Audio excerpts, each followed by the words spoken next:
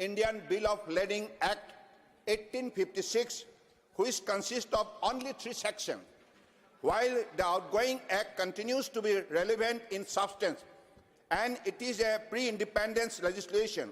The language therein requires some simplification without changing the substance of provision in order to facilitate ease of understanding of the legislation in line with drafting practices followed in recent Indian statute. This simplification will help in ease of doing business for the stakeholders. Sir, the Bill of Lading Bill 2025 is a small bill consisting of only 6 clauses. A bill of lading serves 3 critical functions. First, it is a receipt of goods by a carrier. It serves as evidence of a contract of carriers. Third, it acts as a document of title, enabling the transfer of ownership of goods.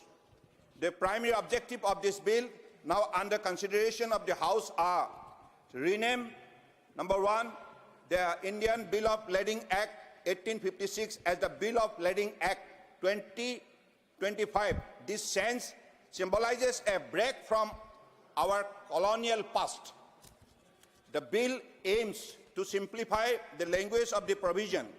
We will rearrange subsections and divide long sections into manageable parts to enhance understanding, all while maintaining the essence and spirit of the original act.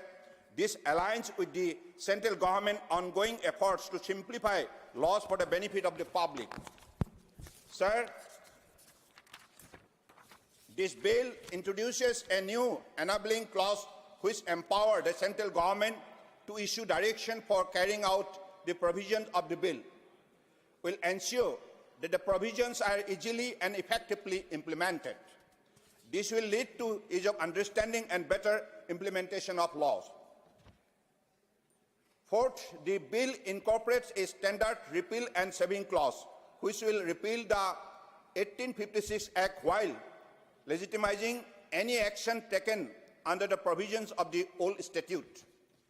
By doing away with the pre-independence legacy of 1856 Act, we paved the way for a modern legal framework that reflects our current realities and aspirations.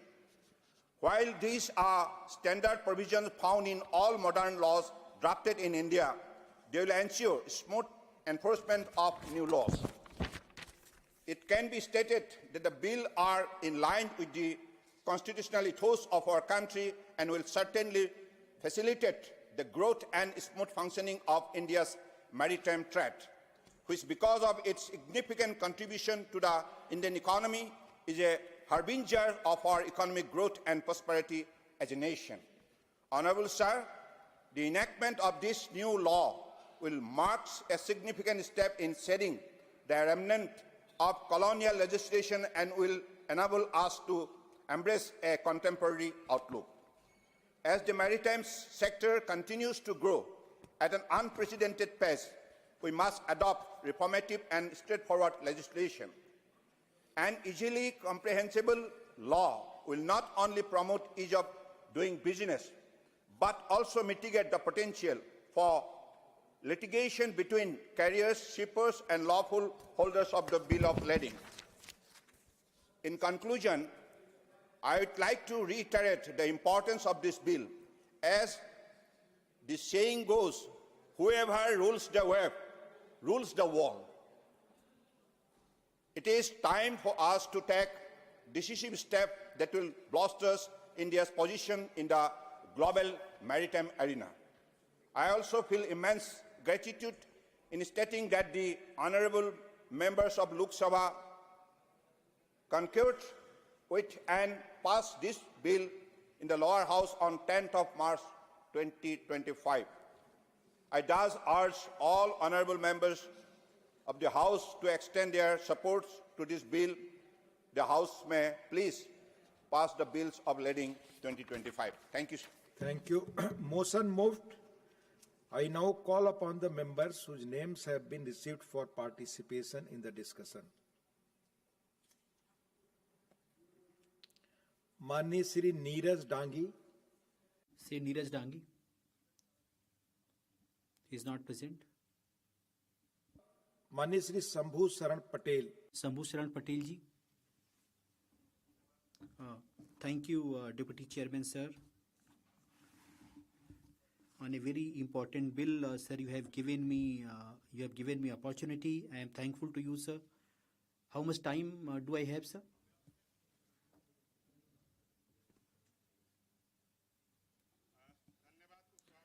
Thank you, Deputy Chairman, sir, for allowing me to speak on a very important bill. Sir, I am thankful to Sabha Sonwalji for presenting this bill, and I rise to speak on this bill. Sir, today, sir, we are celebrating Amrit Mahotsav of our independence. 78 years have passed since we got independence. But sir, there are certain laws in our country which are very old, and they were framed by Britishers. They are very old laws, sir, and they reflect the colonial legacy. Honorable Prime Minister, when he became the Prime Minister in 2014, he thought about the overall development of the country and said that those laws which were made by the Britishers, they would be either repealed.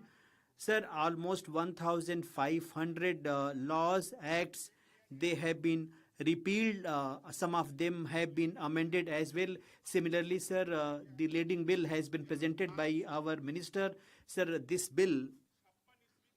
act was passed in 1856. Sir, it is 169 years old, sir. You can think of how old is this. It is almost 169 years old bill, sir, and a country of 140 crore, they were dependent on this bill, and it is a black spot on our laws. So today, after passing of this bill, it will bring a new kind of energy in the shipping sector of the country. Sir, the entire country has been digitized, and there are some laws which are related to our colonial era. So parliament is almost paperless, and when we talk about export import, sir, even then we use papers, and we use couriers, and then somebody receives it. There are many shortcomings in such a system, in such a process. Sir, after we pass this bill, the Indian Bills of Lading Act 1856 will be repealed and a new bill will be passed. India is the fastest growing economy of the world. Our Prime Minister Narendra Modi ji, under his leadership, Bharat is the fourth biggest economy of the world. Sir, we are the fourth largest GDP of the world. It is a matter of pride for us. Prime Minister has a vision. He wants to make India a developed nation by 2047. And sir, we are fully confident that before 2047, sir, we will be a big economy of the world. After 11 years of this government came to power, Honorable Prime Minister has taken many initiatives for the development of the country. It did not happen during the 50 years term of the Congress rule. Congress members, they are not sitting here. So whenever there is any good debate takes place in this house, they are never present in this house. Whenever this government brings any good law, any good bill, they oppose the bill. And sir, they are still having the same mentality of the British rule. Bapuji said that country has got independence and Congress should no more exist. Sir, Congress is existing even today, and now the people of the country, they have given a mandate and they are no more in power. Sir, even if I talk about Bihar, electoral rolls are being devised. Sir, I am coming to the bill only, sir. Sir, it would have been better if Congress members were present here. Sir, the maximum trade takes place through sea route. It is easy route, sir, and it is cheaper, and it is a better route, sir. And India is the biggest market of the world. And after this bill is passed, there will be transparency, and digital portal, all the information will be available on the digital portal. Sir, there is one more important thing, sir. The transaction of the black money, sir, you know that what happens, people go to some other country, they make some shell company, they are the same set of people who are importers and exporters, they convert black money into white money, and it becomes easy for them when it happens on the paper. But if everything is in digital form, it will be difficult for them and black money would be curtailed. Sir, the old laws, the archaic laws, there were many shortcomings in those laws. And sir, the bills of lading, there were shortcomings in trade, and bank receivers, it used to take at least 5 to 10 times to reach the receipt to receivers, and therefore those who are on the port, they have to wait for them. Storage cost would increase because of this, and even the operating cost used to rise because of this, and importers and exporters had to incur financial losses because of this. 4,000 to 10,000 rupees used to be the normal expenditure when all these things used to happen on paper. 22.5 lakh bills of lading used to be released by India, and we would be saving 1,000 to 2,200 crore rupees every year. After this bill is passed, that money would be saved. And sir, the transaction on paper, there were chances of fraudulent practices. Bill of lading, they used to be very prone to theft, and it used to cause a risk to high volume trade. Documents are very necessary, sir, and if they are on paper, there are chances of fraudulent papers to be prepared, sir. It will help now, sir. Bangladesh and African countries, when through LC we want to have certain trades, people would be aware that Bangladesh and African country letter of credit. Suppose if I am an exporter and importer sends me that letter, 99% of the LC by the Bangladesh, they are fake, they are fraudulent. I come from the state of Bihar, 80% onion is exported from Bihar to Bangladesh, sir, and digitalization is very important, and therefore, sir, we will be able to control the fake LC by digitizing the entire process. Sir, Honorable Minister is aware, in Bangladesh and in Africa, whatever trade is between us, the LC which we receive, that is ensured. Also, suppose a consignment of 100 crore goes to there, the insurers ensure it, and if there is any problem, that money we can get from the insurance company. It is happening to Bangladesh and African countries, and it is very difficult to get insurance. If we are having any trade with African countries and Bangladesh, it will be easy to get LC, and the losses in the trade will be less than the earlier. And insurance companies, they want original documents, and it delays the process. Then paper consumption brings about a situation where trees are to be cut down, then carbon emission also has negative impact. And paper billing is not good. In 2023-24, $1.6 trillion worth it was done. In every container ship, 3 basic bill of lading is there, and 6 to 10 copies are there, and such a large scale to have documentation and on paper is a difficult thing.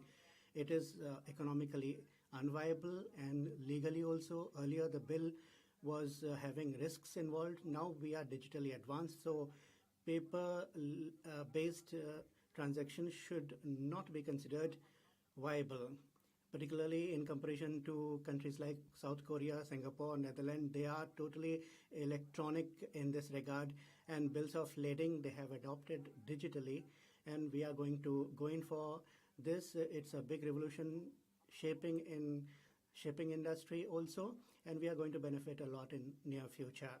Electronic bill of lading is a very good documentation process, and blockchain secures it, and paper documentation is done away with. In the new bill, we have transfer or release of goods in a timely manner. All these things have to be completed. Then digital security is provided. Then cost-related and manual handling related issues would be less in number, and ease of doing business ranking would be improved. And every year 4.5 crore bill of lading we are issuing in 2021. Till that time 1.6% were digital, big carriers I'm talking about. And by 2030 we are going to go digital 100%. We are also adopting it. And for us in India to have paper documentation is not good. Billions of dollars we are losing that way. Now we need to have e-bill system implementation everywhere. That is what is needed. I come from Bihar, and Bihar and such like backward states also would get benefit after this bill is passed. Bills of lading 2025 is here before us. It's a modern law, and it recognizes so many processes which are up to date. And it's not only for those trading in shipping, but states like Bihar also are going to be benefited. Varanasi, we have national waterways from Kolkata to Haldia. We would be able to send goods to and from there. And Patna, Bhagalpur and such like districts are there. Logistics help would be obtained from there, and agriculture and small scale industry like Foxnet industry and processing units, they would be able to benefit. Manually it was difficult to transport. Digitally it would be saving a lot of time, and businesses would thereafter benefiting, and container shipping would be facilitated, and there will be opportunities for investment and also businesses. And in local employment opportunities there will be an increase for Nepal and for northeastern states also. It will pave way for further business improvement processes. And through digital media we would be able to process the bills, and expeditiously release through clearance would be possible. Perishable things exported from Bihar like lychee, foxnet, vegetables, etc. would be taken care of. They would not be kept in containers for a longer time. If it is kept for a longer time at the port, perishable goods perish. Now e-bill facilitation will expedite the process. So Bihar definitely will emerge as a country to have a hub for enhanced trade with Bangladesh and other neighboring countries also. Sarvanand Sonarwalji, the minister concerned, I thank him. The government I thank for the developed India. You are bringing this bill. Thank you. I support it. Thank you. I close. Thank you. Jai Bharat. Thank you. Thank you, Shambhuji. P. Wilson ji now, please. Honorable member not present. Shri P. Wilson, not present. Manishri Meda Raghunatha Reddy, please. Thank you, sir. Sir, time, sir. 3 minutes to speak. Sir. Thank you, Deputy Chairman, sir. I thank you for opportunity to speak on bills of lading, Bill 2024. This bill is welcome step to modernize India's maritime trade laws and align them with global standards. India's ports handle 95% of trade by volume. A Robust legal framework is essential for efficiency and competitiveness. However, I wish to flag key areas: global alignment, harmonize with international conventions like Hague, Visby, and Hamburg rules to avoid cross-border legal conflicts. Regional ports. Smaller ports need support. A phased implementation and financial assistance will ensure inclusivity.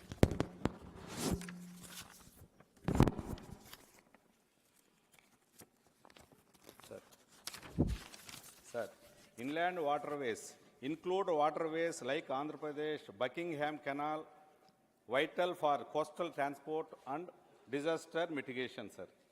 Digital adoption, recognizing electronic bills of lading e-bills is critical to reduce cost and delays. Dispute resolution, sir, establish a clear arbitration mechanism for faster resolution of maritime disputes like Singapore. Sir, Andhra Pradesh handling 11% of India's cargo traffic plays a pivotal role in maritime trade. Strengthening port infrastructure and capacity building will be vital for this bill's success.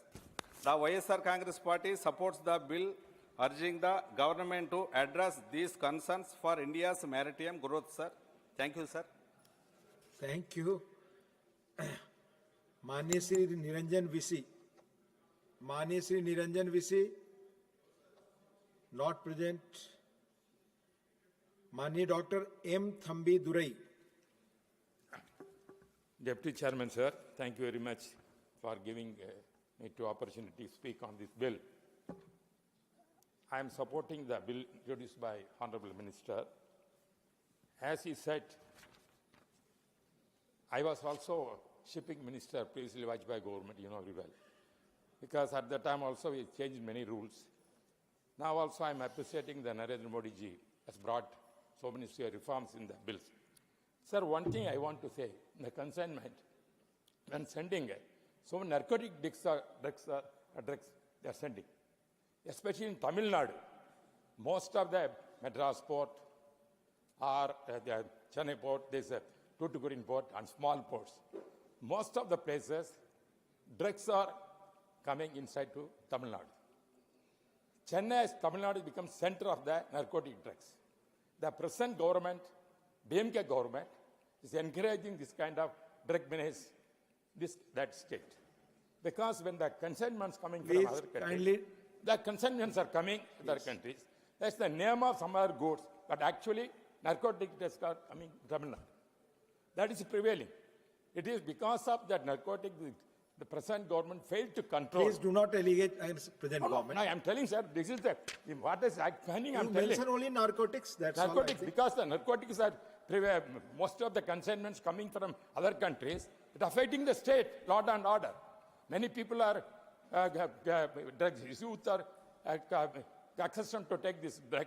It affecting the new generation. That is a law and order problems there. Custodial deaths also are taking place because of that. Even police people giving these narcotics to the people in the Tamil Nadu and killing the this kind are making arrest custodial deaths. Recently, it happened when Tamil Nadu you would have heard this kind of happened. The police death in Tuticorin area and also in Chennai also. This is what I want to bring to the notice of the Honorable Minister through you. This kind of drugs, when the DMK government is encouraging and doing this kind Please of speak not on the taking subject, action, sir. taking Speak on the action, subject. You are and very request experienced them man, you know the to rules. see that how to control this kind of drugs coming from Tamil Nadu and see that there will be a peaceful. The elections also coming now. The people are upset from the the present governments failed to maintain the law and order, especially this drug menace. That is why I requesting that central government to take necessary action and see that this kind of activities must be somehow curtailed and see this. This is I'm requesting you, sir. Thank you very much. Thank you. माननीय Shri Arun Singh.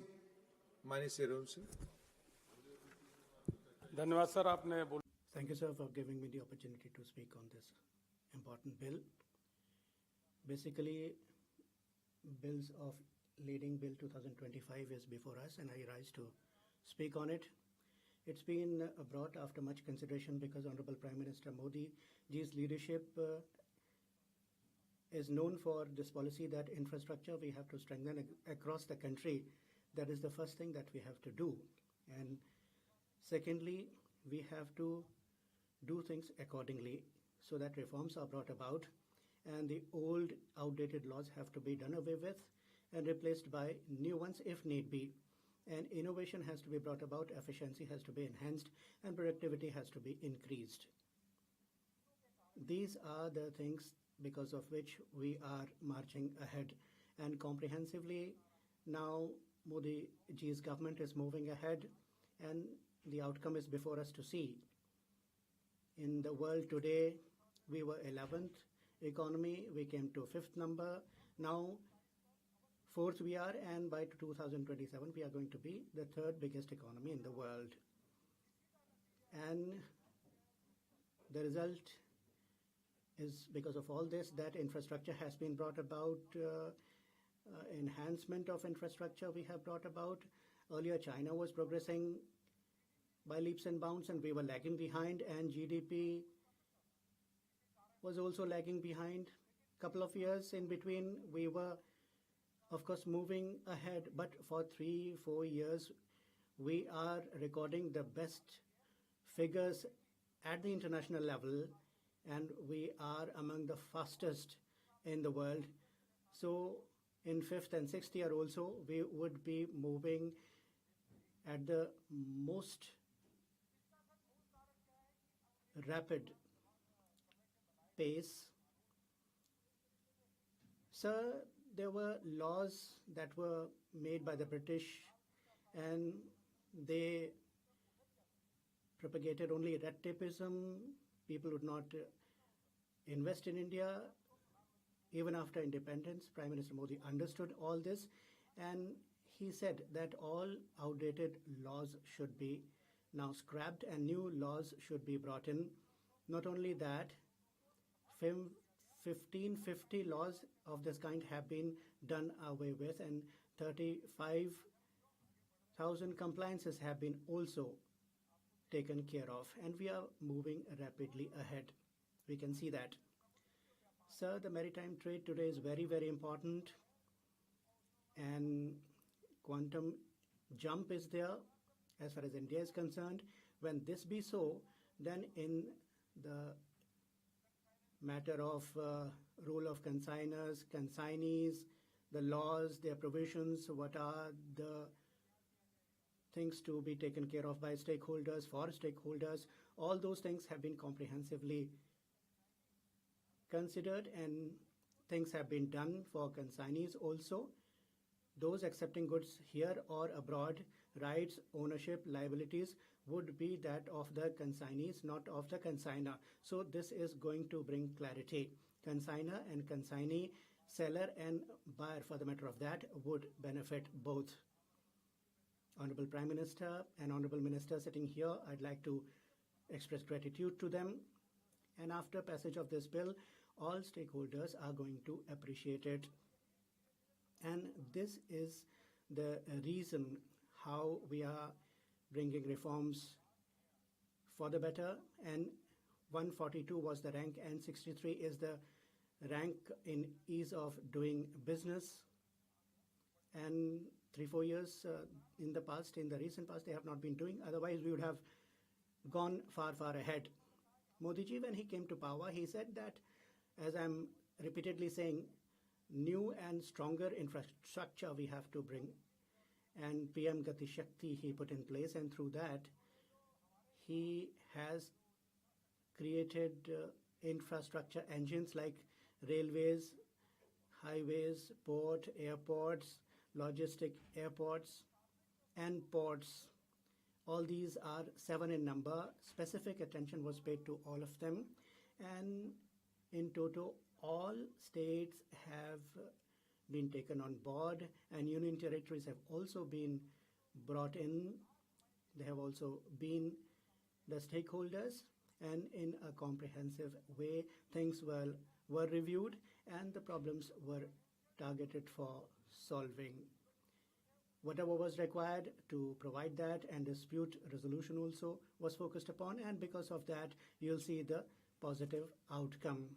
UPA had only 65,000 kilometer national highways. Now 91,000 kilometer national highways have been put in place. Commissions cuts were there, and 12 kilometer per day was the output for road construction. Now 34 kilometer national highway road construction per day is taking place. Couple of figures only I will cite, and stats only. We are moving ahead. Railways also, look at it. Earlier their budget allocation was far less. Passenger trains were running. Prime Minister Modi ji's government is now in place. 136. They also bought these trains, including Vande Bharat. They thank Modi ji. And of course, they do saber rattling here. But 136 Vande Bharat trains are there. No more trains are also there. And no one could imagine. We used to go earlier at railway stations. We would not imagine 1,337 railway stations have been made into Amrit stations, and they have been funded for rejuvenation. Waterways.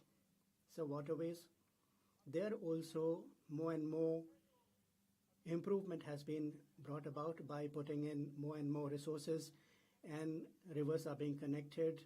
Transportation also is increasing, and traveling can be facilitated there. Inland waterways, sir, I'd like to talk about. In 2014, UPA government was there. 183 crore rupees in 1 year they used to give for inland waterways for investment.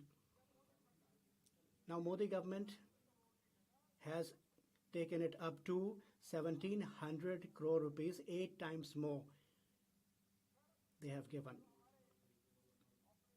Sir, operational national waterways we had in the country, there were 3 in UPA era, now 29 they are in number. And transport of cargo also, we see how it is being done, and through waterways it is also being done.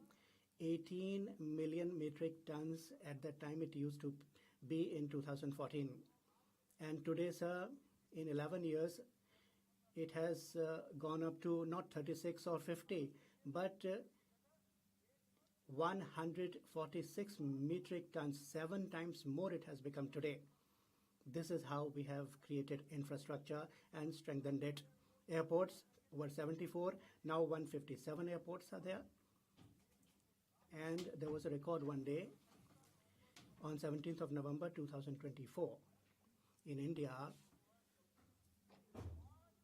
5 crore people on a single day boarded the plane. Those who were wearing chappals also, they boarded airplanes and flew.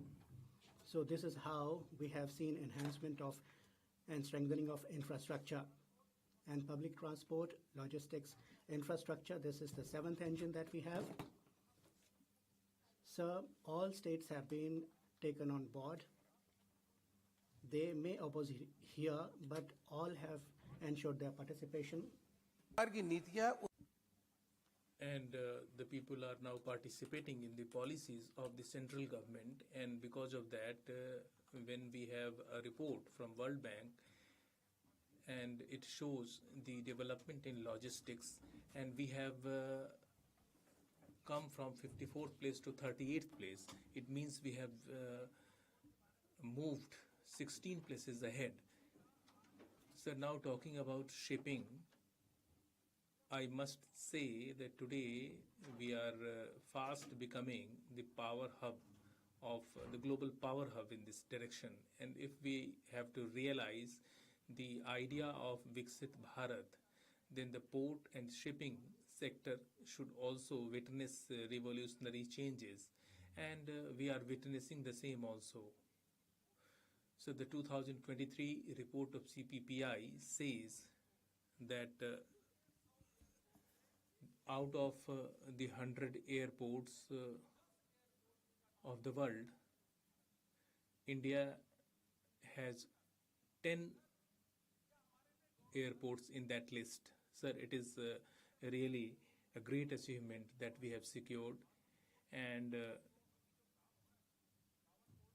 sir, if I talk about the work which is being conducted at Badawan Port, we have committed an investment of 76,000 crore rupees in that, and that was inaugurated by our Prime Minister on 30th August 2024.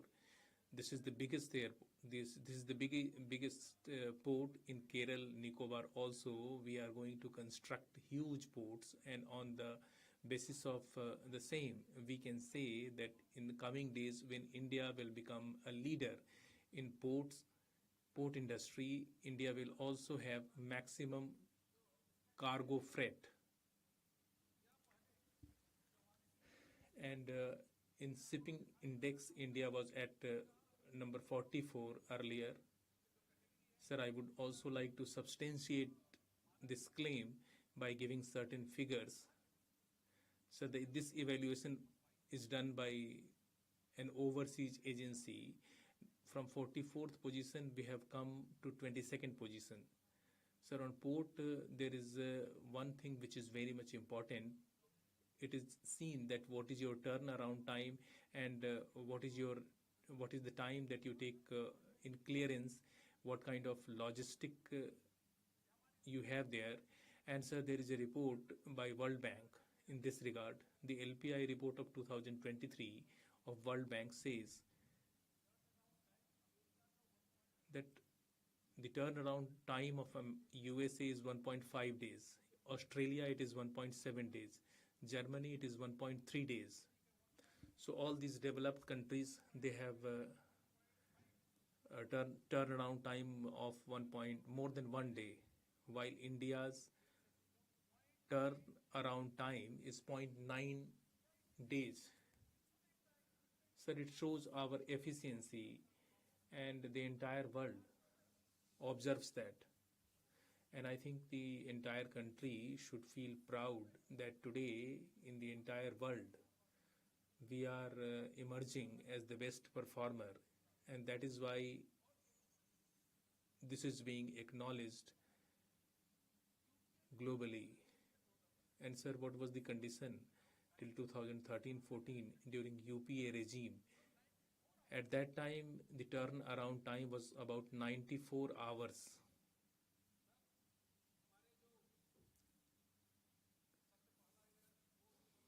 So the first port in India was constructed in Kolkata in 144 years ago, and now we are going to repeal the old act.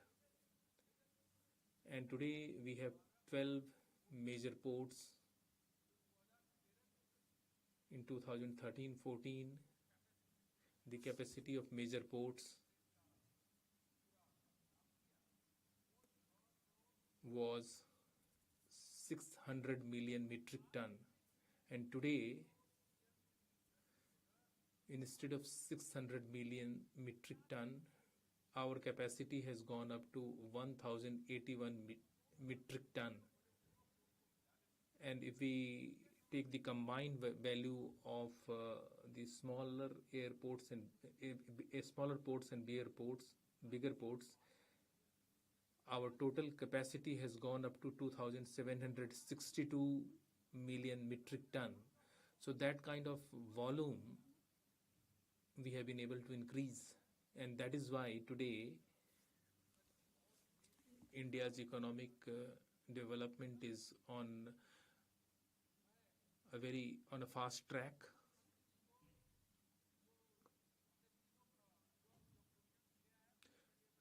Sir, I would like to congratulate the Honorable Minister for bringing in these three provisions. This bill is a timely one, and it is the demand of the changing time, and that is why the government is coming up with these new guidelines.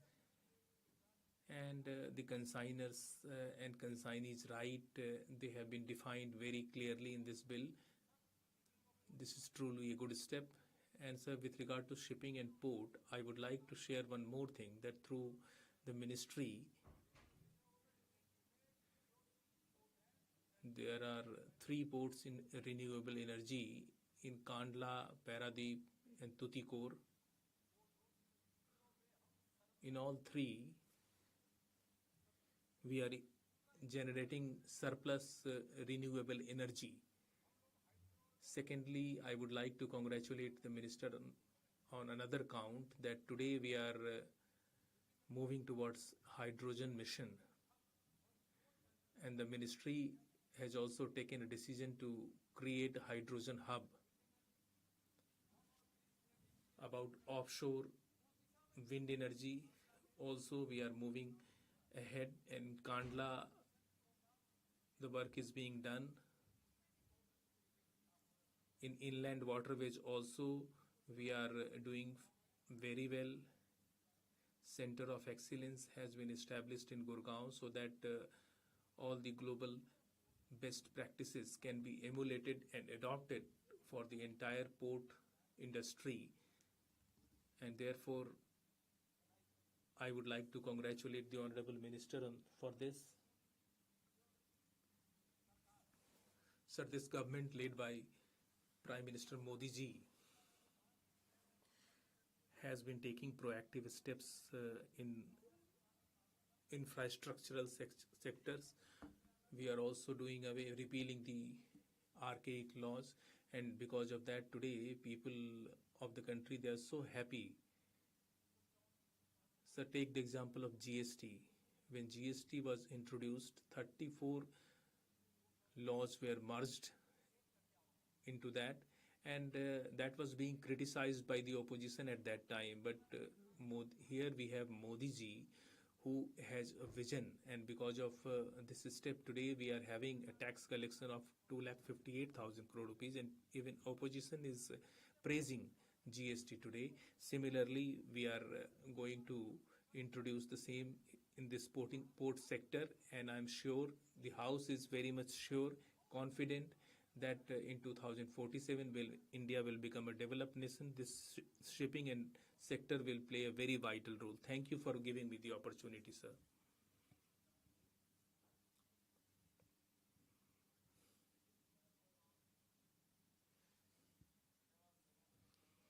Thank you, Deputy Chairman, sir. Sir, our country and India was a land of gold in the past, and it was only because we had a roaring and robust sea trade, and we had rulers like Ramdev Rai, Krishnadev Rai. We had Cholas. Vikramaditya was the king, and through their interventions and through their policies, India was having sea trade throughout with the rest of the world, and we were sending our goods to the rest of the countries. And through sea trade, we were providing leadership to the world. Subsequently, in Maharashtra, Chhatrapati Shivaji Maharaj came to rule, and we have great pride on him, and he established a very strong navy. He protected the sea boundaries, and the Maratha ships, we had very small ships, and for 27 years he waged war against the Britishers, and he played a very vital role in securing the boundaries, marine boundaries, and through this he ensured that during his reign we had a robust sea trade.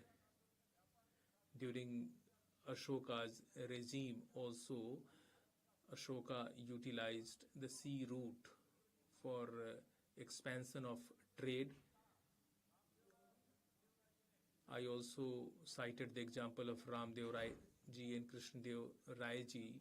They developed ports like Mangalore, and that at that time, sea was not only a medium of trade, that was also a medium of empowerment. But unfortunately, at later stage of the history, Mughals came to our country, they attacked our country, and they attacked all the power centers of our country. And after that, Congress party was in power for about 70 years. And what happened during Congress regime?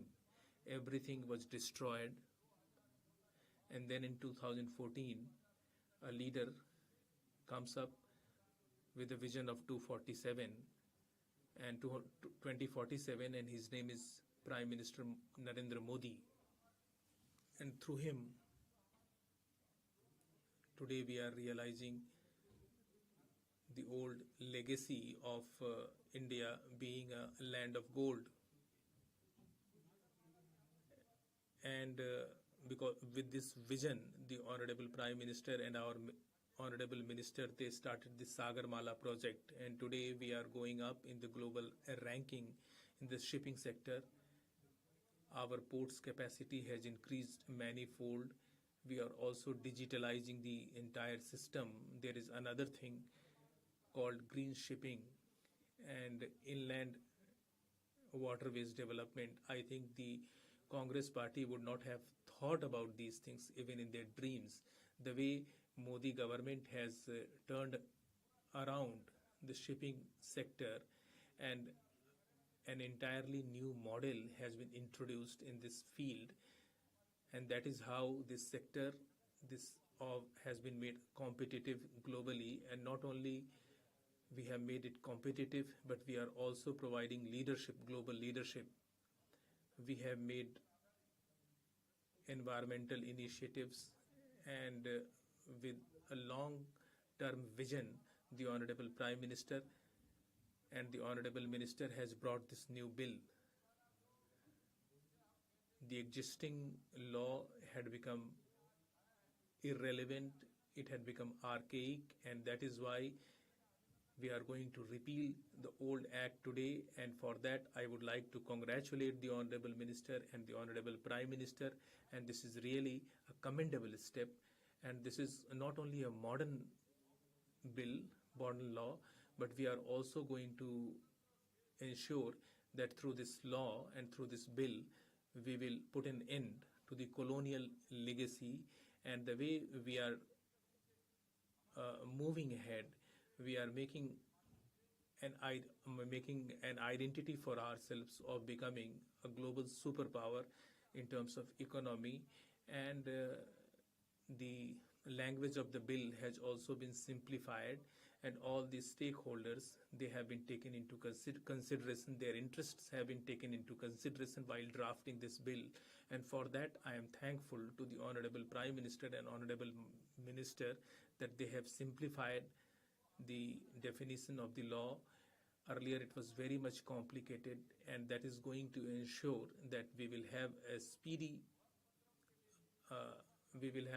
a speedy development of this sector, and this will have now a legislative framework which is in tune with the changing time. I would like to draw the attention of the entire House towards the fact that how it started with the launching of Sagarmala project in 2014. We started modernizing our ports, we started developing inland waterways, and just now Arun Singh ji also spoke about that how we focused more on logistics and connectivity, and containers turnaround time has been brought down from 44 hours to 26 hours. And currently we are running about projects which are going to change the face of this sector. We are also implementing PPP model in this sector, and then we have modern facilities at our ports, and they will soon become smart ports. And for that, I would like to thank the Honorable Prime Minister that in Maharashtra, the Vadwan port, which has been constructed, that is going to be the biggest port in the entire world. And the Honorable Prime Minister has put an investment of 76,000 crore rupees in Vadwan port. And under the leadership of Honorable Prime Minister Modi ji and under the leadership of Devendra Fadnavis ji, they have provided leadership. Sir, our Chief Minister Devendra Fadnavis ji, through this Vadwan port, under the leadership of Modi ji, he is expediting the work there, and tomorrow he will have his birthday, and I would like to extend my birthday greetings to him on this occasion also. And apart from that, we have Kerala port. We have also increased the overseas activity, and I have also mentioned, I've just now mentioned the container turnaround time. The World Bank report says that India's ports are now among the top performing ports in the entire world. The Mundra port is at number 27, and it is only because of the Sagarmala project. And if anybody deserves credit for this, it is the Honorable Prime Minister Modi ji. By 2024, modernization project has been completed in 98 projects with a project cost of 32,000 rupees. Our digital initiatives, they have also yielded positive results. We have set up NBFC. Maritime NBFC was also established in June 2025. So that is how, under the leadership of Modi ji, our country is once again going to reach the glory that we had during the time of great rulers like Chhatrapati Shivaji, Samrat Ashok, Cholas, Chalukyas, and we are once again going to become a land of gold under the regime of Honorable Prime Minister Modi ji. We also have Chintan Shivir in this sector, and in the next 6 months we are going to complete 150 projects. About 4 million GRT top projects are being carried out. New guidelines and new rules have been framed. Green sea and green boats are the new concepts about which the Congress party might not even have imagined. And zero carbon emission is the target for us, and through Green Sea project we will achieve that. We have the PM transition in Cochin. The green tanks are being built, and the Congress party would not have imagined about that. They were in power for more than 70 years, but they were lacking any vision in this regard. They could not even think about zero carbon or improving the trade through sea route. We also have projects of hydrogen and energy. In Kannada, the green hydrogen hub is going to be established, and that will also give a very positive signal to the global community. We are in inland shipping. By 2024, we have set a target of moving towards renewable energy. The renewable energy minister is also sitting here. Through renewable energy, we are going to do further addition in the sea trade. The vision of Amritkal by 2047, which was submitted, this we have launched, and what is the target to make a navigation, to make India a navigation power?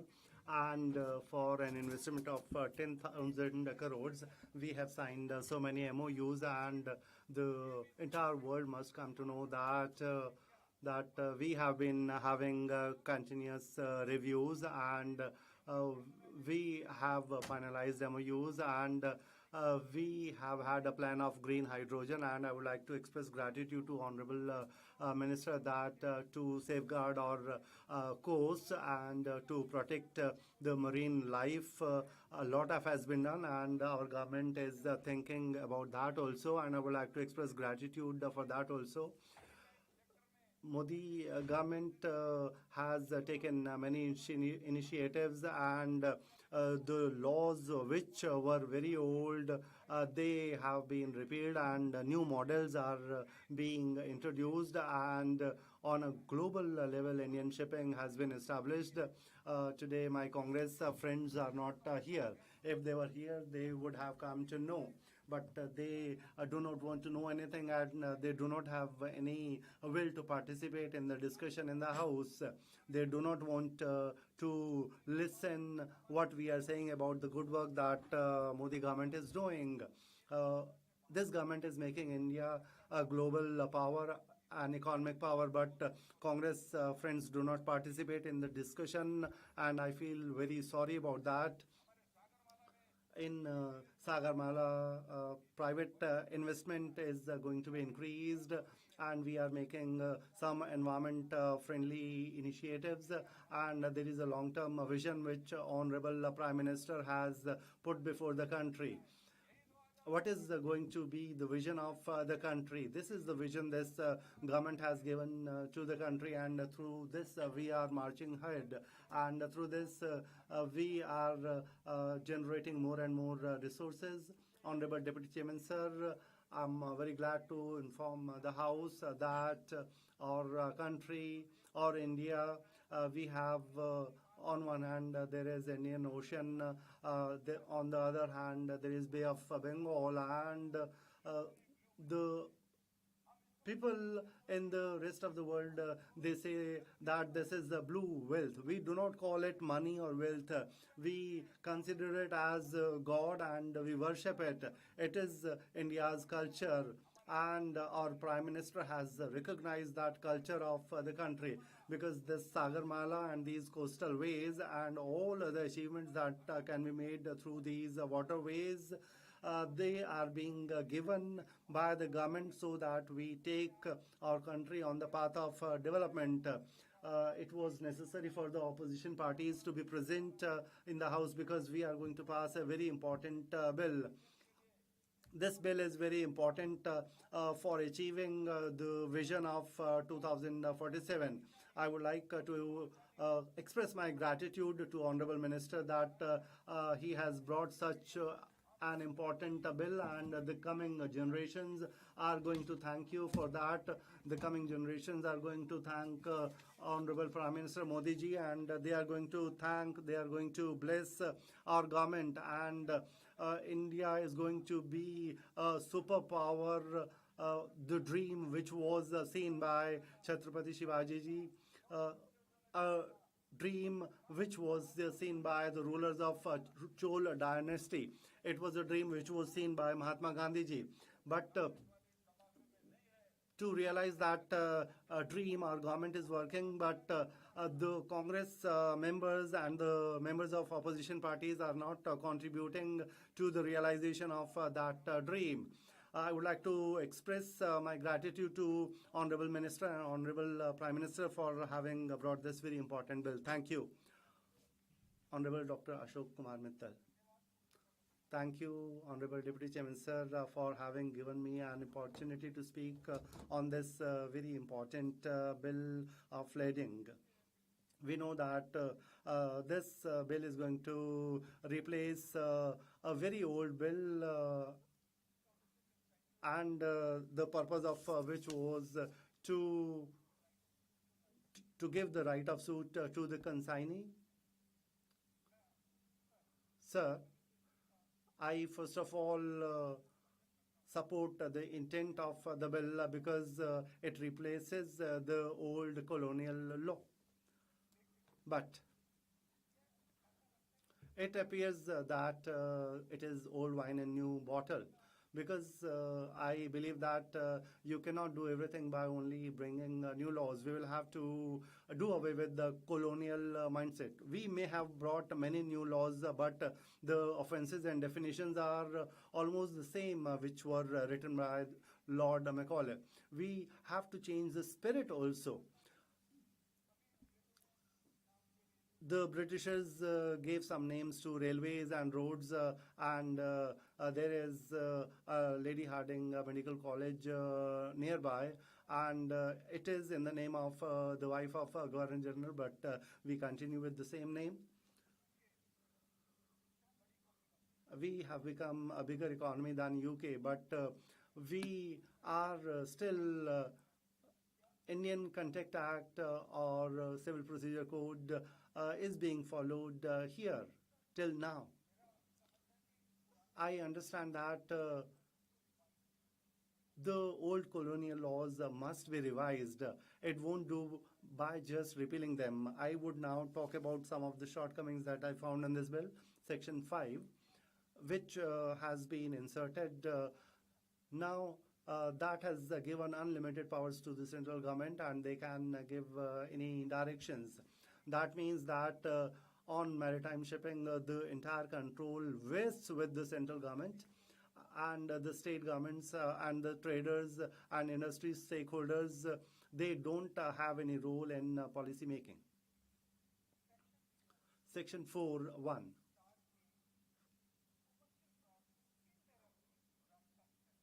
It gives validity to commercial fraud indirectly. It says that if there is a ship and if it is written in the bill, it will be considered that the goods have been shipped. That means smuggling, marketing, and money laundering doors are being opened for all these activities, and particularly small exporters and importers will be affected because they won't have any legal recourse against any fraud, because Section 4(1) says that whatever is written in the bill is final, whether it is delivered or not. Let me talk about Section 2. It provides that in a dispute, the entire liability will be of the consignee. All legal and financial liability will be of the consignee, whether it is an error of the consignor or the seller or the shipping company. This will negatively impact the small importers and small exporters, and it is going to be very painful them. Somebody else will make the mistake, and somebody else will pay the price for that. The government must look into this. Every day we hear in the newspapers that the freight companies, they are increasing the freight rates. If a new bill has been introduced, then something should have been done to regulate the freight rates, and there should have been some provisions to penalize the companies which increase the freight rates in an indiscriminate manner. India is moving towards digital India, and our GST is a very good example of that. Our Digital India program is a good example of that. But in UK, there is electronic bill of lading. But that increases speed, efficiency, and security. But we have not made any provision of that in this bill. When we are bringing a new bill, why did we not introduce that electronic medium in this bill? I would like to request the Honorable Minister to provide for that in this bill. And the spirit of the provisions of the bill should be changed, and then only we can say that we are moving in a new direction. Finally, I would like to conclude with certain remarks. If you change your viewpoint, you can change the entire scenario. If you have a new thinking, the horizon may change. There is no need of changing the boats.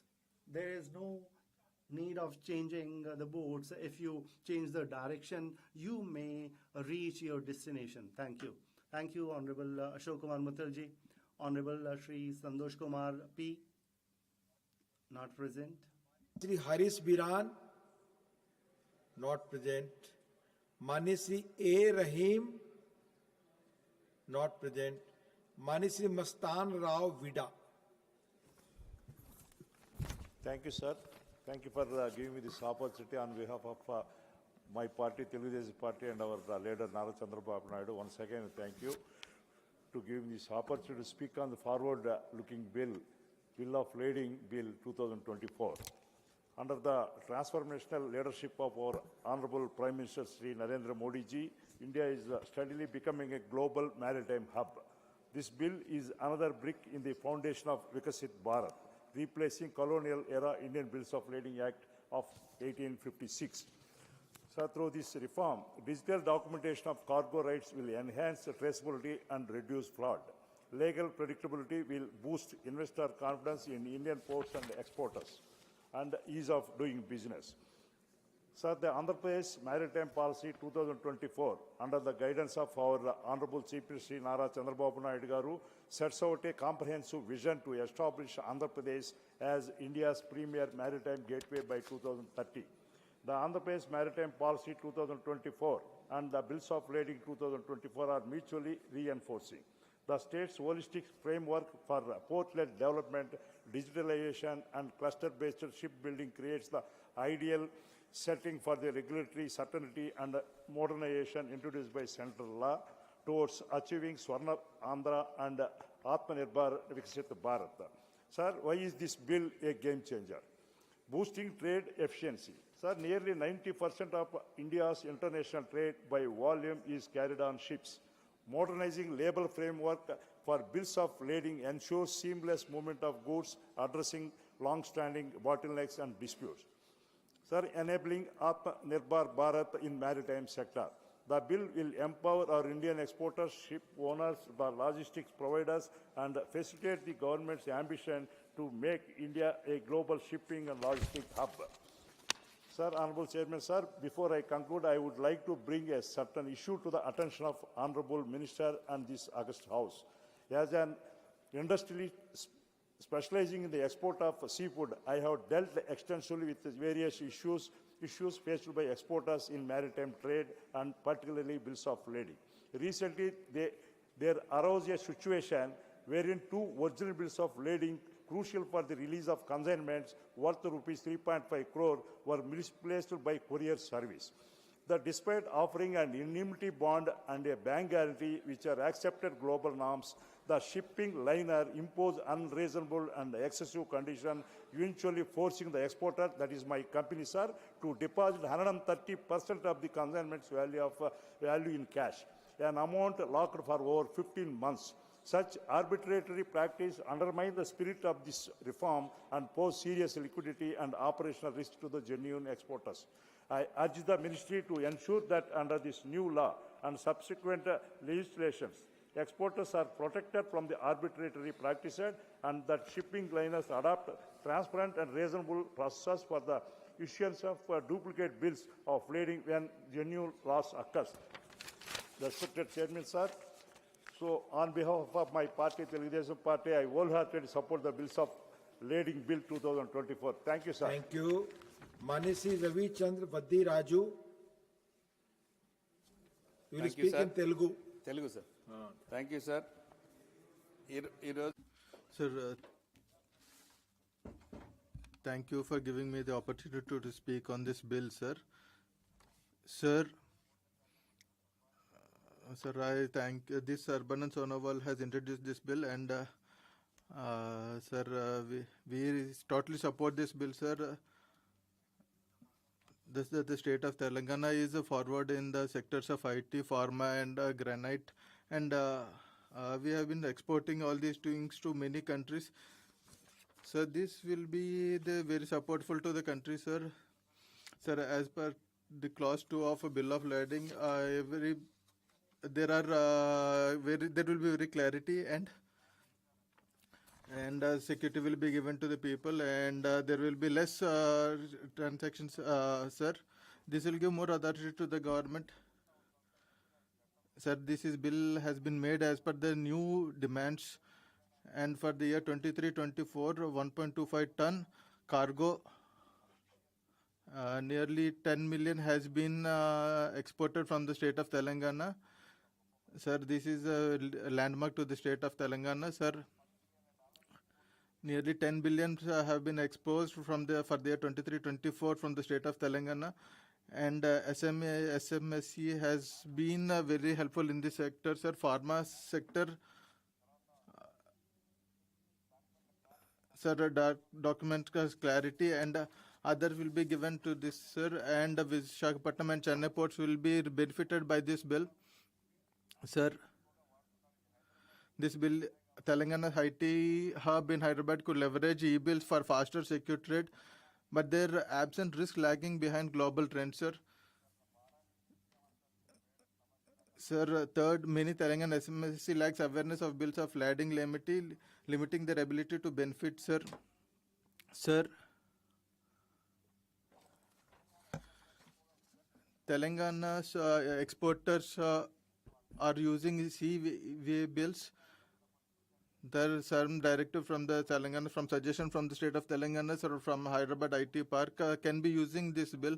And many establishments can use this kind of bills, and it has to be educated through other people where they can be making ways out of this. And CVA bills have to be recognized because it will be helpful for the small traders also, sir. Finally, integrate the bill's implementation in Telangana's logistic projects like Hyderabad Dry Port. And for not only for pharma and IT fields, it has to be used, sir, for it is for enhancing MSME support. And sir, there should be a dry port in Hyderabad, sir.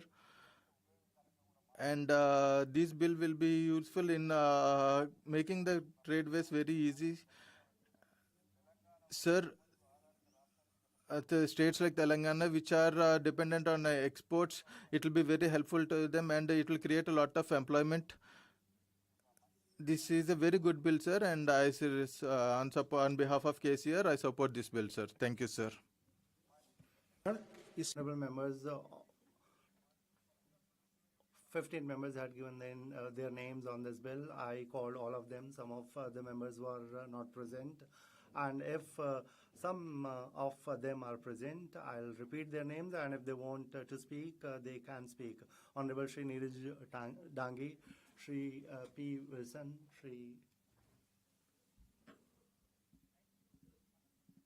Sir, for giving me scope to speak on the bills of the bills of Leading Bill 2024.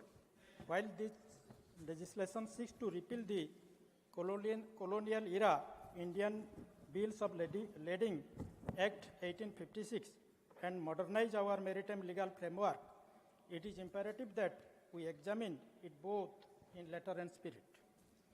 Modernization must not come at the cost of accountability, equity, and legal clarity.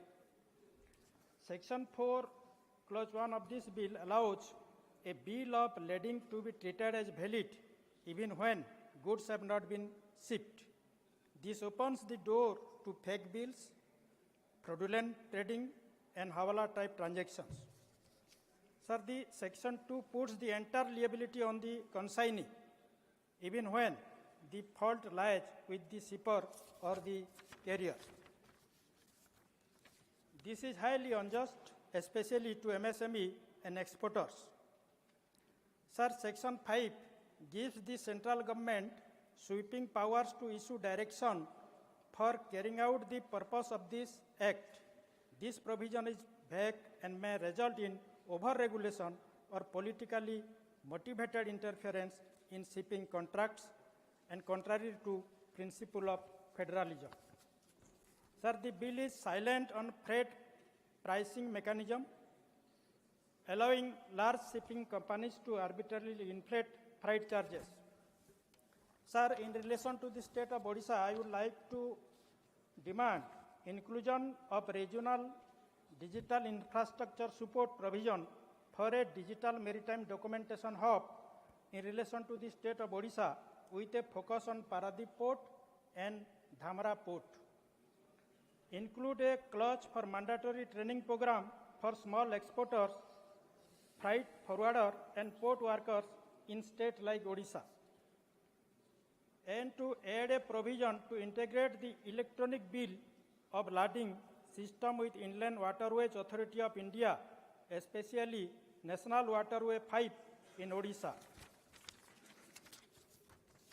Sir, to mandate that the electronic bill of lading platform support regional language like especially Odia to ensure inclusivity, and create a statutory port logistic digital monitoring cell at Paradip Port and Dhamra Port to track implementation, redressal, and compliance of e-bill provisions.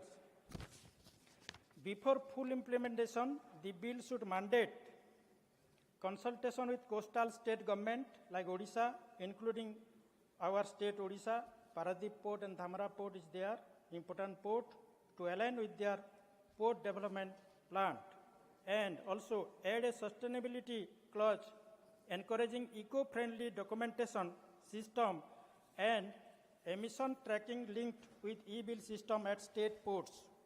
Sir, this bill has potential, but it needs refinement. We must balance modernization with integrity and reform with accountability. Let this be that protects both national interest and our exporter, especially the small and medium business who form the backbone of maritime trade of our country. So, with this, I support this bill. Thank you. Thank you, sir. Thank you, Mani Narendra VC ji. Mani Sri Ram ji. Sri Santosh Kumar. Honorable Sri Santosh Kumar P. Not present. Honorable Harish Biren, not present. Honorable Sri Rahim, not present. Honorable Minister to reply to the discussion.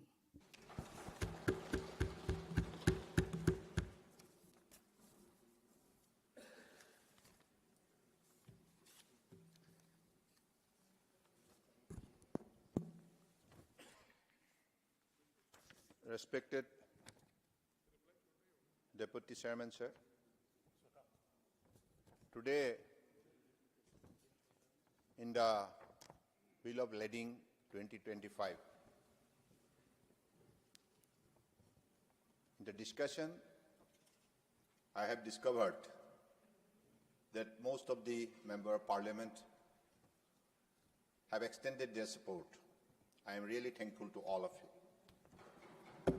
Namely, Shambhu Sharan Patelji, Medha Raghunatha Reddy ji, Dr. M. Thamburedai ji, Arun Singh ji, Dr. Ajit Madhavrao Gopsade ji, Dr. Ashok Kumar Mittal ji, Mastan Rao Yadav Vedi ji, Ravi Chandra Vediraju ji, Niranjan Vishi ji.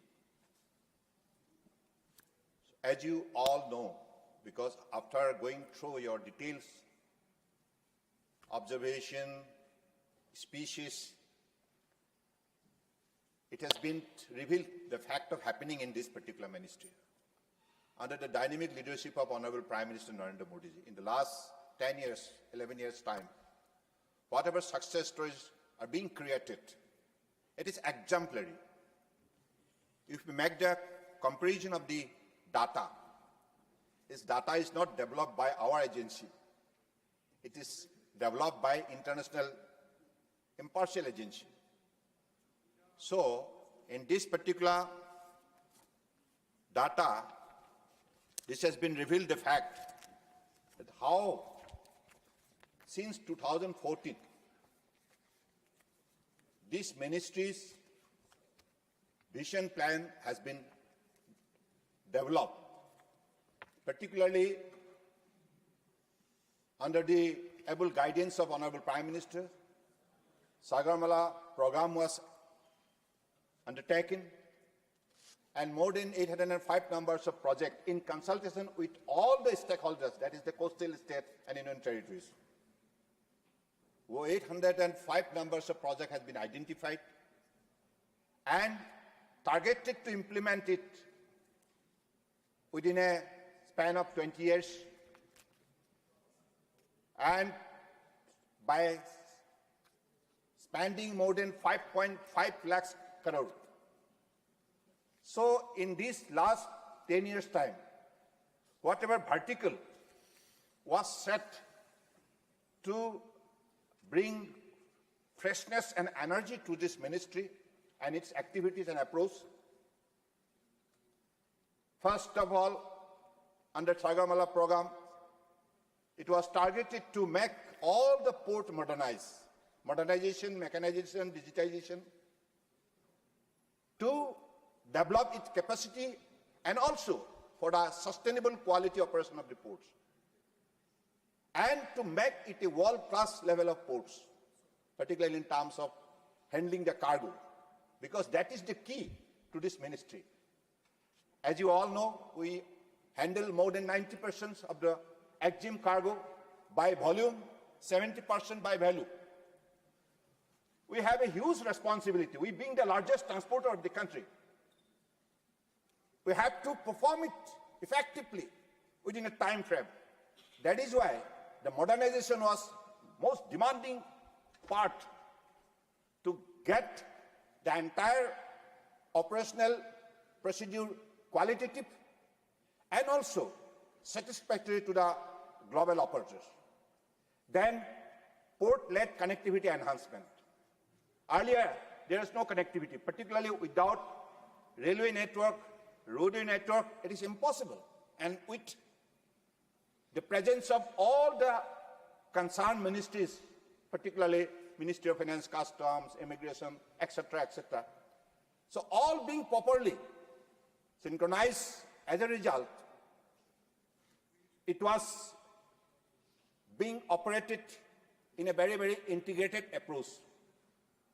That was done effectively, and ultimately all the major ports of the countries are being well connected with railways and roadways and with other relevant agencies, offices available within the port's premises. Then port-led industrialization. The item which was meant for global market, that is to be manufactured close to the ports so that connectivity can be well developed, and also time can be saved and targeted destination can be arrived within a targeted or stipulated time frame. Then coastal community development. All the coastal communities, their employment, their entrepreneurship, their skill development, and also the fishermen's interest. So these are all being effectively addressed. Then there was coastal and inland waterways. Coastal shipping, inland waterways, these are also one of the very, very important area where you need a lot of attention to give and ultimately to be well connected with coastal as well as inland, so that like cargo from both sectors can be well connected and also that could be transported to the global market. So this is the way in the last 10 years' time, all being effectively implemented. As a result, we could able to develop our capacity of handling cargo. I want to cite out some example. In 2013 and 14, if you look at the figure, 5 million metric ton. That was the cargo handling capacity of those times during the UPA regime. But in the last 10 years, if you look at the figure, it went up to 855 million metric ton. That is the massive growth. Then let us come to the other sectors.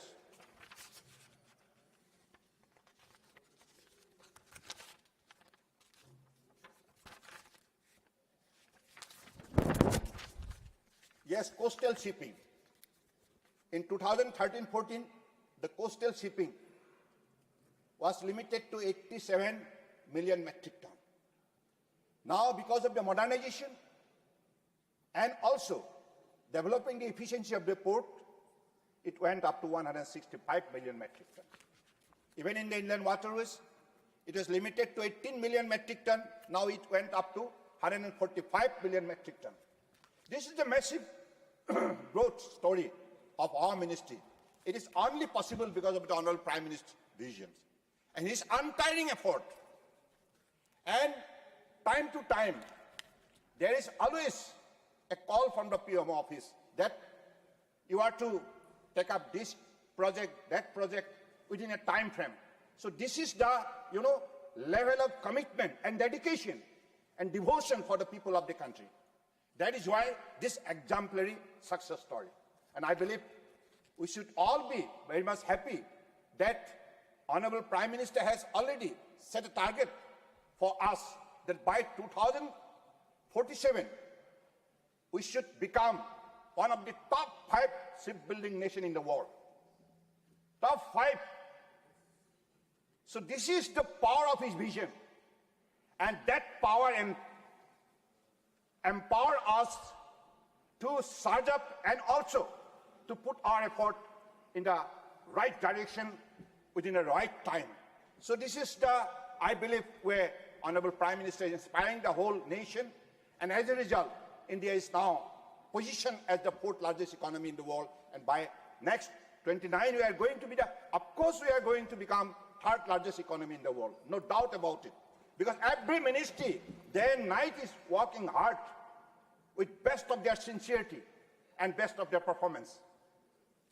And I believe today, in this particular bill, whatever suggestion has come and whatever observation you have given, I'm really thankful to you. But I want to clarify some of the points raised by some members, particularly digitized bill of lading, electronic, that's an e-bill. The recognition of digitized bill of lading is already provided for under Section 4 of the Information Technology Act 2000. Beyond this, the bill of lading bill will not result into legal recognition of e-bills of lading. The legal recognition of e-bill of lading will require a detailed framework, as is evident from the current legal framework in other common law countries, such as Singapore and United Kingdom, that have come up with a separate legislation. It requires a separate legislation framework. You all know that. It has nothing to do with this. So that provides for the legal recognition of a e-bill of lading. It must be understood that e-bill of lading are not simply an electronic form of paper bill of lading. Since transactions involving e-bill of lading use electronic platform, they have greater implication, distinct from any transaction involving a paper bill of lading, especially in case of the transfer of an e-bill of lading.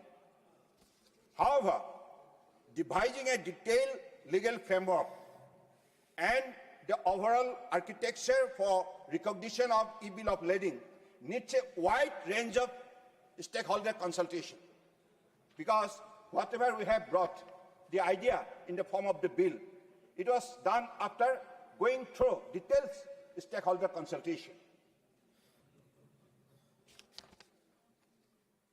Not only with the bank or market players, but also with the technical expert who understand the implication of electronic transaction involving e-bill of lading. So I believe this is the way we are to proceed for the future course of action. And may I ask is sudden में Today in this house, especially, I would like to thank Honorable PM Modi ji. In the last 10 years, the achievements that we have had, it is only because Honorable PM gave us this vision as to where should we lead to and how we should glide towards that. And the experience that he has shared with us and the directions that he has given, we have complied with that, and this ministry has day and night and in all the verticals, and how we can come up with the best results. This is where the ministry is working for. So the legal reforms, these that are here, was needed, and why should we be guided by the British law? We have our legal wisdom, legal knowledge, legal skill. Everything is available within our personality. So why should we bank on the, particularly outdated laws which was enacted by the British, their own interest? So I believe this particular repeals definitely is going to give us a fresh boost and also fresh vision, so that with our Swabhiman tomorrow, Swarnim Bharat ke liye, hum For the Golden India, we need to contribute with these words. I would like to thank you, Honorable Deputy Chairman, sir, and I would like to place my thanks for all the honorable members of Parliament, and with this I request that this bill should be passed. Honorable Minister has already answered. Now, Shri. Of the Bill of Lading 2025. I move that the bill be passed. The question is that the Bill of Lading Bill 2025 has passed by Lok Sabha be taken into consideration. Those in favor will please say aye. Those against will please say no. I think the ayes have it, the ayes have it, the ayes have it, the motion is adopted. We shall now take up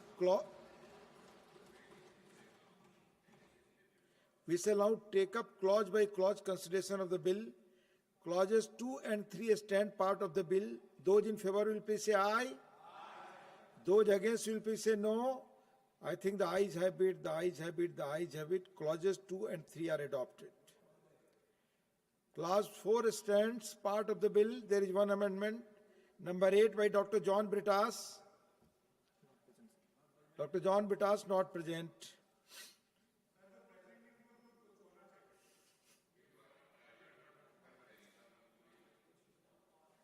I shall now put clause 4 to vote. Those in favor will please say aye. Those against will please say no. I think the ayes have it, the ayes have it, the ayes have it. Clause 4 is adopted. Insertion of new clause 4A. There is one amendment for insertion of new clause 4A. Number 1 by Dr. V. Sivadasan. Not present. Clause 5 stands part of the bill. There are 2 amendments. Number 2 by Dr. V. Sivadasan. Not present. Number 9 by Dr. John Britas. Not present.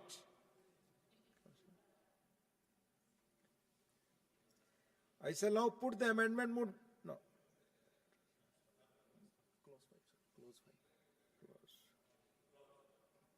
I shall now put clause 5 to vote. Those in favor will please say aye.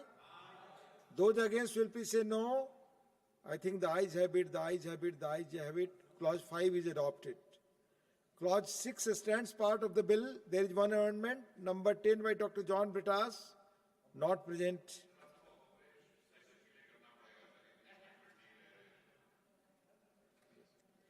I shall now put clause 6 to vote. Those in favor will please say aye. Those against will please say no. I think the ayes have it, the ayes have it, the ayes have it. Clause 6 is adopted.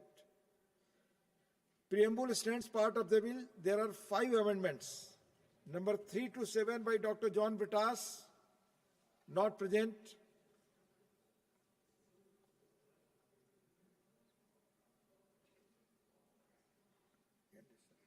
I shall now put the preamble to vote. Those in favor will please say aye. Those against will please say no. I think the ayes have it, the ayes have it, the ayes have it. The preamble is adopted. The clause 1, the enacting formula and the title stand part of the bill. Those in favor will please say aye. Those against will please say no. I think the ayes have it, the ayes have it, the ayes have it. The clause 1, the enacting formula and the title are adopted. Shri Sarvanand Sonowalji to move that the bill be passed. Sir, I move that the bill be passed. Motion moved that the bill be passed. The question is that the bill be passed. Those in favor will please say aye. Those against will please say no. I think the ayes have it, the ayes have it, the ayes have it. The bill is passed.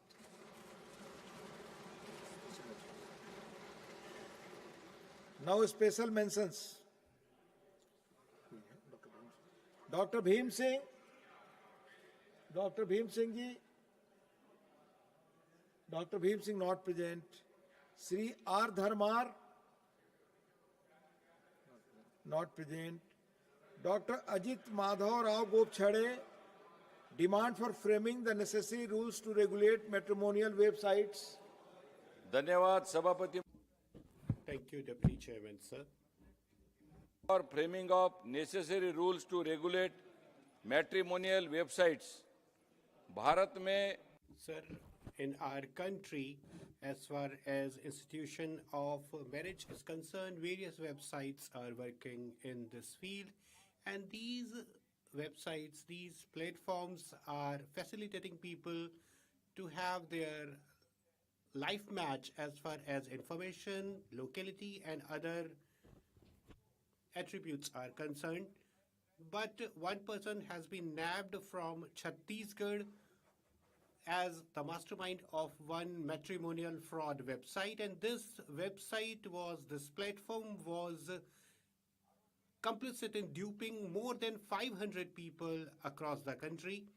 And this person had made 6 such fraudulent websites, and in the name of matrimony and such alliances, this website was duping people out of their money, and a great amount of money was involved, sir.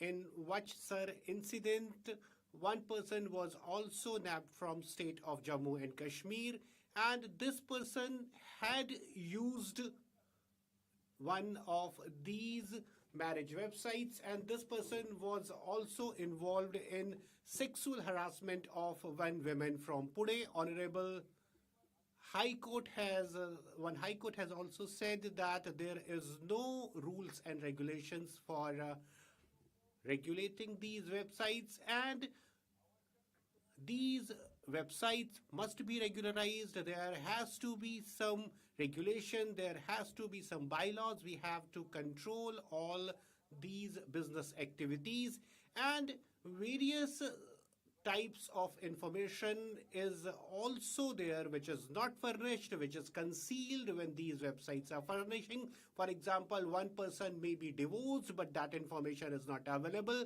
So we have to come up with such new initiatives where the information is made available in a transparent manner, and this will not only increase the trustworthiness of these matrimonial websites, and people will then be able to use these platforms in a more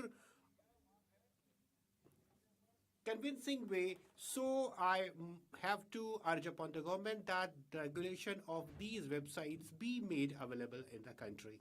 Yadav.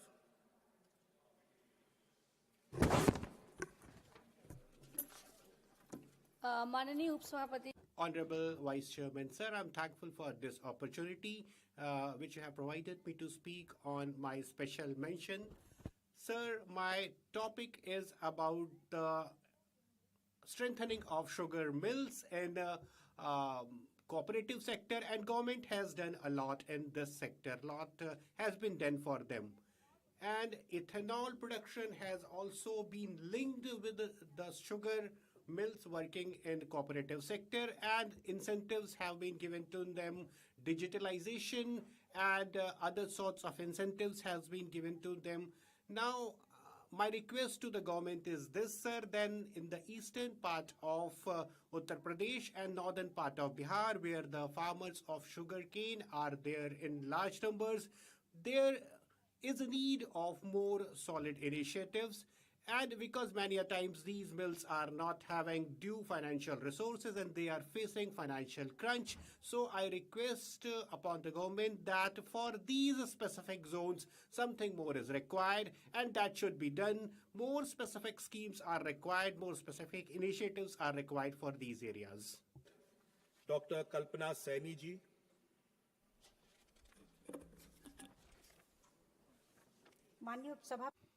Honorable Vice Chairman, sir, I wish to have attention of this August House towards one very sensitive issue. It is about what impact studying in the schools is having over the eyesight of the school children.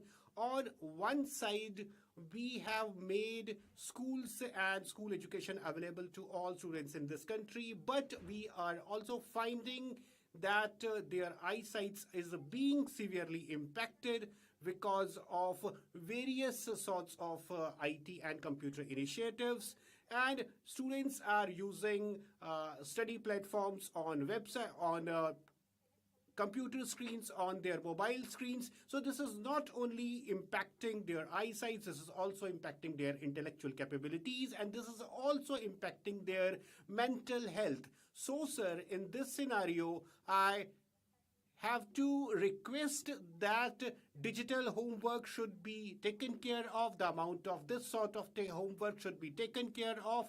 All sorts of safeguard for eye health should be made available to the students. Awareness program should be initiated because students has to be sensitized regarding the health of their eyesight. Lastly, Honorable Sir, through you, I have to urge upon the government through you, sir, that in this regard, as far as eyesight of our school children is concerned, we have to come up with one national policy, and that policy should be capable of safeguarding their eyesights because of these new technological initiatives.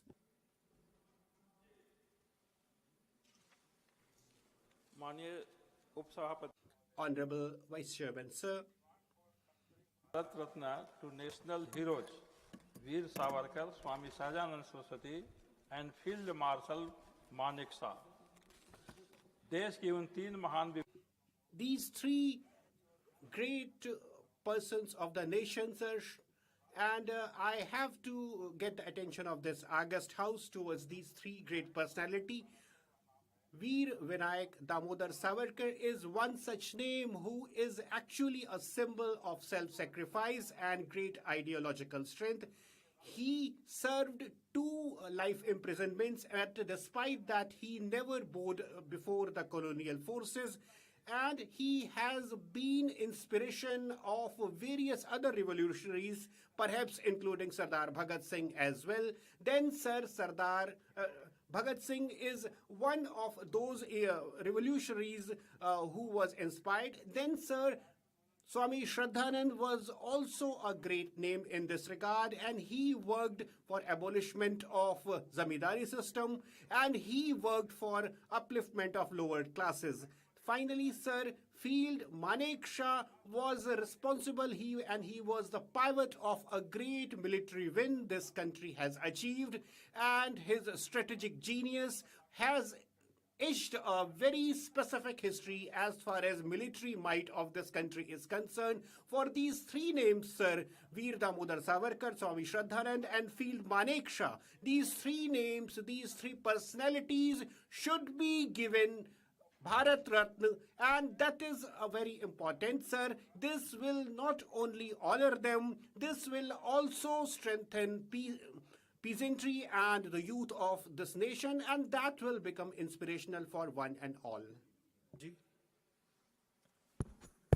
Thank you, sir. The subject is demand for strengthening the mechanism of cyber security in the country. I rise to draw the attention of this House to alarming rise in cyber frauds and digital finances, crimes across the country.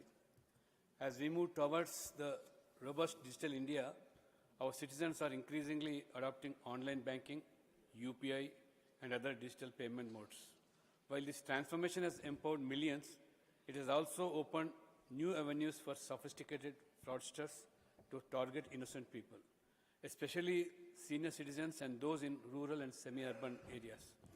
I would like to commend the Government of India and the Reserve Bank of India for issuing timely advisories to the bank and payment operators, and also the CERT for continuously strengthening our cyber security framework. The recent steps taken to create awareness through campaigns like Cyber Jagruta Abhiyan are indeed commendable.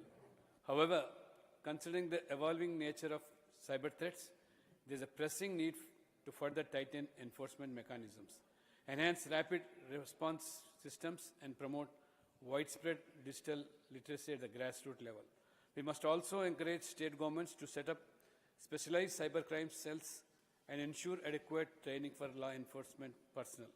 I urge the Ministry of Home Affairs, Ministry of Electronics and IT, and other concerned agencies to intensify their efforts so that our citizens can continue to trust and benefit from our digital revolution without fear of vulnerability.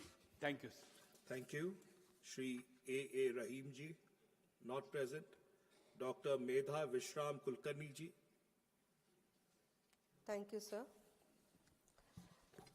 Sir, my subject is need for cancer prevention and treatment measures in rural areas of Maharashtra.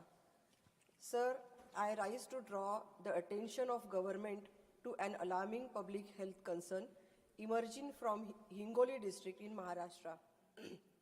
During recent Sanjeevani health screening campaign, over 14,500 women were found with symptoms suggestive of cancer out of approximately 2,93,000 women screened.